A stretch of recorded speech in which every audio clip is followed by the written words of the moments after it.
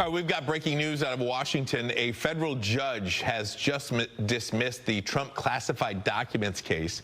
U.S. District Judge Eileen Cannon dismissed the case in Florida because of concerns over the appointment of the prosecutor who brought the case. Lawyers for Trump argue that special counsel Jack Smith was illicitly appointed and that his office was improperly funded by the Justice Department.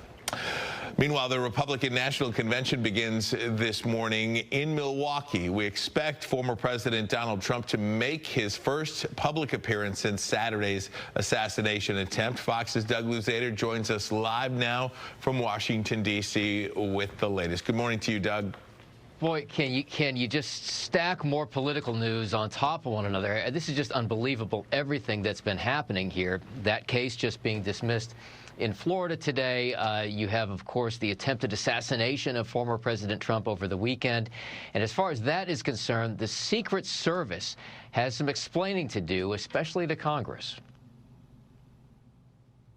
Former President Trump, in a video shot by his campaign, arrived in Wisconsin for the Republican National Convention, just a day after the attempt on his life. Look at what happened.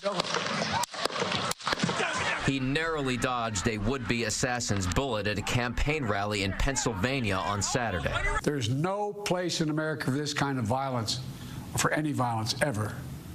Period. No exceptions. President Biden spoke from the Oval Office last night, calling for national unity. The campaigns, though, move forward, with the Republican convention in Milwaukee kicking off today with enhanced security and with Trump about to accept his party's nomination. He's doing very well, considering that just some 24 hours ago he was a target of an assassination attempt. There are so many questions about that shooting that also killed one Trump supporter and wounded two others. The gunman, 20-year-old Thomas Matthew Crooks, was killed by the Secret Service. Investigators in Pennsylvania have been combing through his home.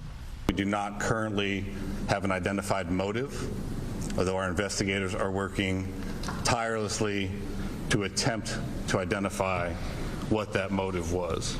And back here on Capitol Hill, there are already calls for investigations into how a gunman was able to get so close to the former president. You know, to hell with the convention. We've got to find out what went on, make sure that it never happens again.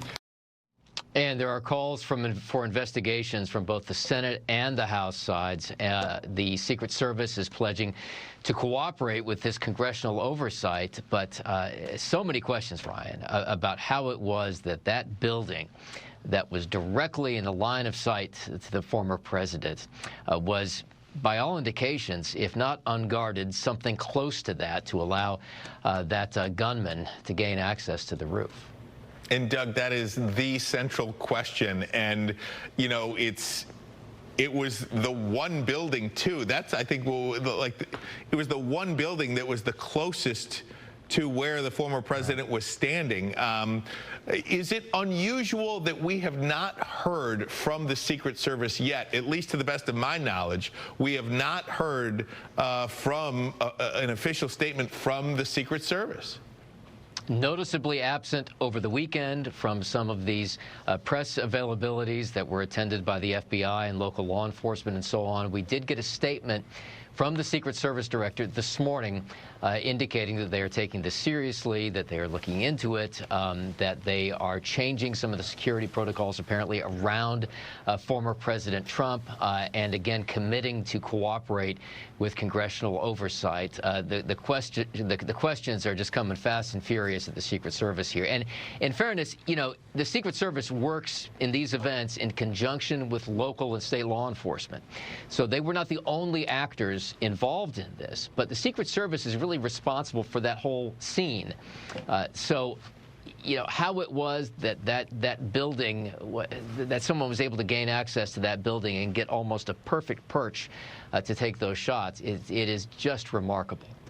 The central question, I think. Doug Luzader live for us in Washington. Much more on this as we get information about it. Thank you, Doug.